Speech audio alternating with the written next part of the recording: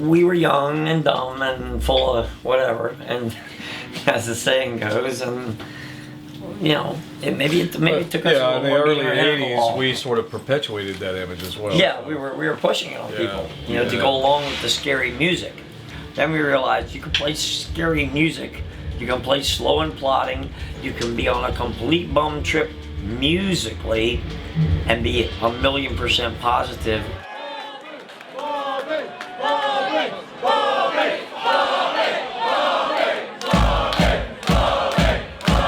God bless you all.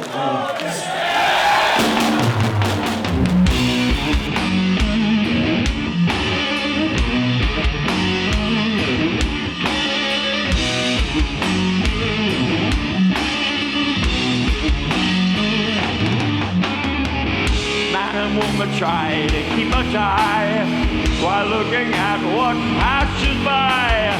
The village sees at all the traps.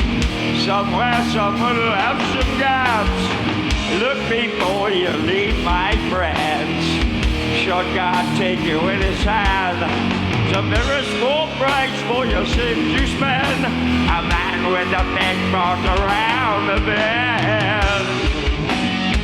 Oh yeah, God might do. All right.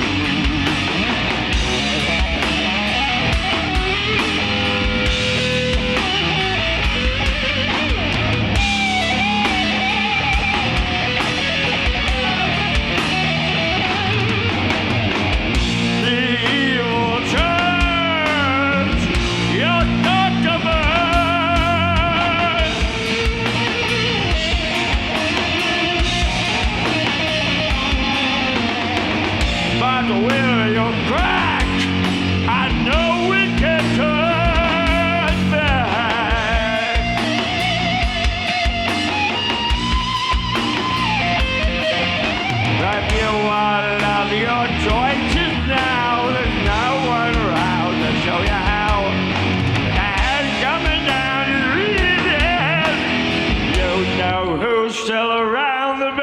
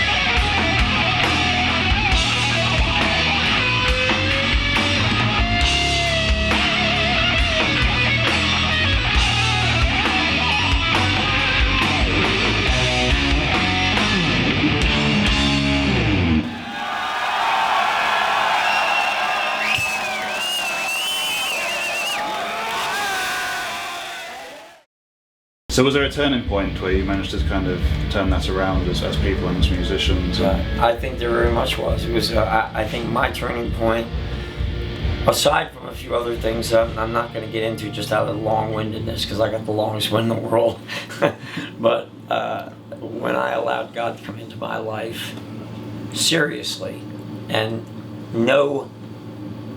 walking the fence, walking the line, when my convictions and my commitments became really, truly sincere, I believe that at that time, I reached out to Victor and I said, Victor, I can't do this the way I'm doing it, to put it in a nutshell.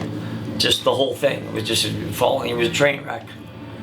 And he knew that I was telling him the truth from my heart and soul because I love him that much. And he realized Bobby's not playing around now. Bobby really wants this to be reality, you know, because life is too short as we know it incarnate. And, you know, I want to go to heaven. I'm going to go to heaven. And so is he.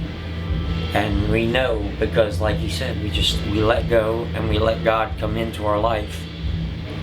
It's hard to know the turning point until you look back and see Right. the turning point. Like, It I didn't is. know there was a turning point for me until, like, there was a point, like, around 2005, 2006 when I almost gave up music altogether. You know, I was doing Place of Skulls, but it wasn't Yeah, really, like I did in 96. it wasn't really where I wanted it to be, you know. And I decided, look, you know, and that's when Dennis was in the band, and, you know, Tim was in the band, still in the band, and but I was, you know, when I would talk to my wife about it, I was like, you know, this is just not where I want it to be. It's not doing this or that fast enough or whatever. And I decided, look, if it happens, it happens. If it doesn't, it doesn't. And that's basically when I started a motorcycle business and all this other stuff. But when I let go of trying to control the destiny of my music career, then That's what everything God else, caught up then to it you. started to, like, everything would fall into place. I mean, Yeah. you know, people were calling me to do tours and to, you know, play a show or whatever. You know, I wasn't the one doing the chasing. You know, people were coming to me at that point. That's what happened. And then when I look back on that, I think that was basically, you know, God's way of, like, taking control of the situation when you sort of give up yourself, you know, give up the selfishness that we all have, you know. Yeah. They always say you gotta, you know, if you take so much out, you gotta give back. Right.